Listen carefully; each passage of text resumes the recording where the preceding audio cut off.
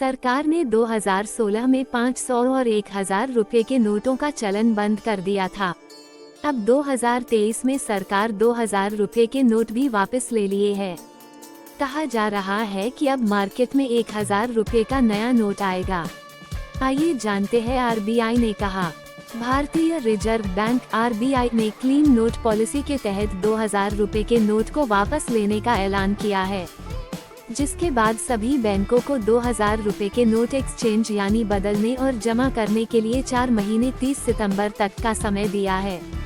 इसके तहत आप एक बार में 2000 के 10 नोटों यानी 20,000 मूल्य तक के नोटों को अन्य नोटों में बदल सकते हैं। लेकिन जब से रिजर्व बैंक का यह फैसला सामने आया है, तब से ही इस तरह की अटकलें लगाई जा रही हैं कि क्या 2000 के नोट को वापस लेने के बाद आरबीआई अब एक बार फिर 1000 रुपये का नया नोट जारी करेगा।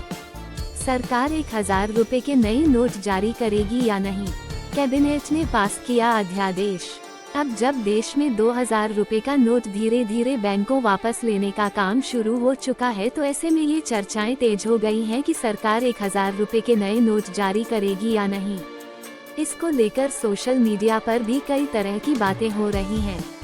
कुछ लोगों का कहना है कि केंद्र सरकार सेंट्रल गवर्नमेंट 2000 रुपये के नोट बंद करके 1000 रुपये का नया नोट लाएगी। इन खबरों को लेकर आरबीआई के गवर्नर शक्तिकांत दास ने एक बड़ी जानकारी दी। इस सवाल के जवाब में आरबीआई गवर्नर ने कहा, फिलहाल 1000 रुपये का नया नोट लाने का कोई प्रस्ताव नहीं है, ये सिर्फ एक अफवाह है। उन्होंने कहा कि बाजार में दूसरे मूल्य वर्ग के नोट पर्याप्त मात्रा में उपलब्ध हैं। वहीं 2000 रुपये का नोट भी फिलहाल लीगल टेंडर बना रहेगा। आपके पास 30 सितंबर तक नोट एक्सचेंज करने का मौका है। ऐसे में आप बैंक में जाकर भीड़ न लगाएं। आपके पास 4 महीने का समय है। लोग नोटों को बदलाने में जल्दबाजी न करें, आराम से करें। ये डेडलाइन इसलिए दी गई है कि इस फैसले को गंभीरतापूर्वक लिया जाए। अब देश का सबसे बड़ा बैंक नोट होगा 500 रुपये का नोट। आरबीआई ने 1000 रुपये के नए नोट जारी होने की अफवाह पर विराम लगा दिया है।